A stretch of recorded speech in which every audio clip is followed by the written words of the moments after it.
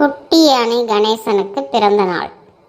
அவனோட நண்பர்களுக்கு ஏதாவது கொடுக்க வேண்டும் என்று அப்பா அம்மாவிடம் கேட்டுக்கொண்டிருந்தான்.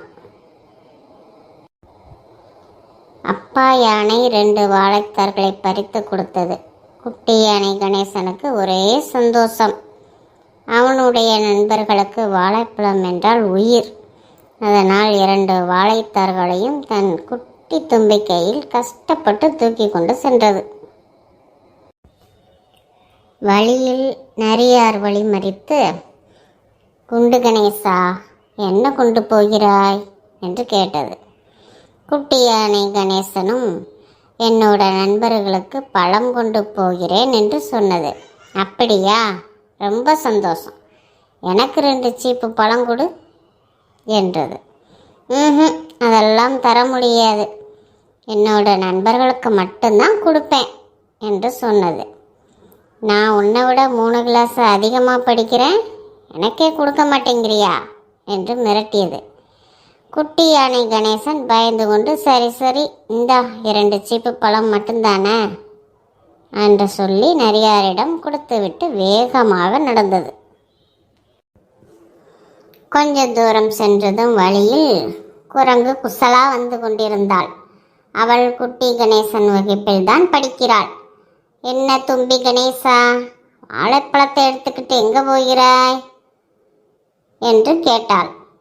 நான் என் நண்பர்களை பார்க்க போகிறேன் என்று பதில் சொன்னது குட்டி யானை கணேசன்.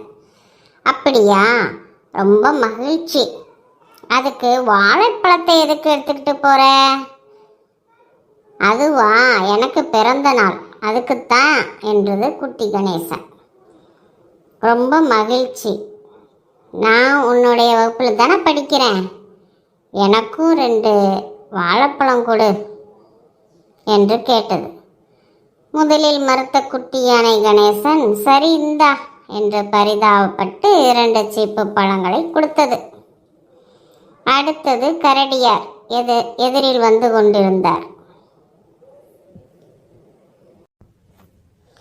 கரடியார் எதிரில் வந்து குட்டி யானை கணேசனிடம் வாழ்த்து சொல்லி 2 சீப்பு பழங்களை கொடுக்க சொன்னது.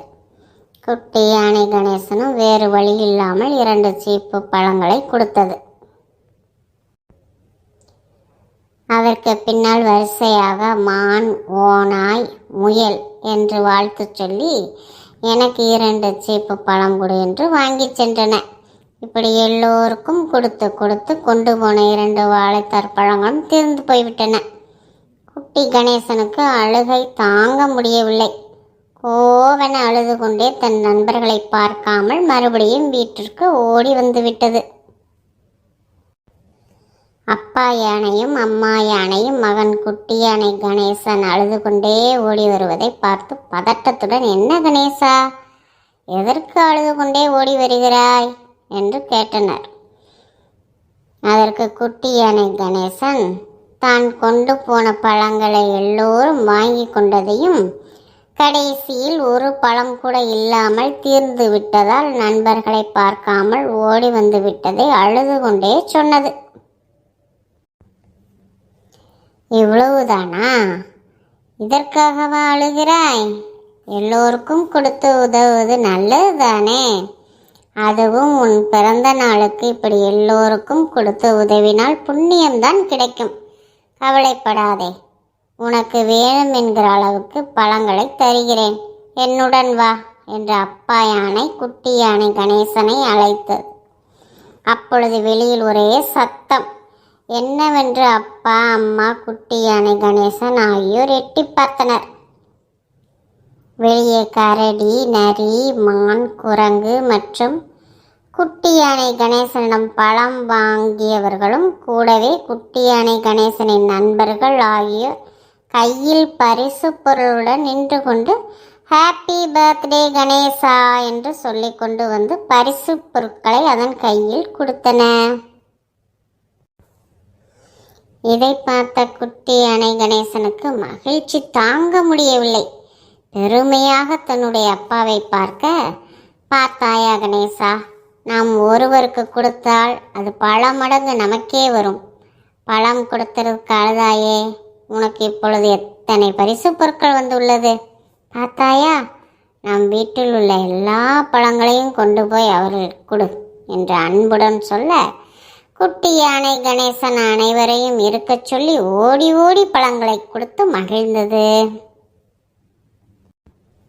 உங்களால் முடிந்த உதவியை மற்றவர்களுக்கு செய்தால் அது உங்களுக்கே பல மடங்காய் திரும்ப கிடைக்கும் என்பதை தெரிந்து கொள்ளுங்கள் குழந்தைகளே. இந்த வீடியோ உங்களுக்கு பிடிச்சிருந்தா லைக் பண்ணுங்க, ஷேர் பண்ணுங்க, கமெண்ட் பண்ணுங்க, சப்ஸ்கிரைப் பண்ணி சப்போர்ட் பண்ணுங்க friends. Keep supporting. Thanks for வாட்சிங்.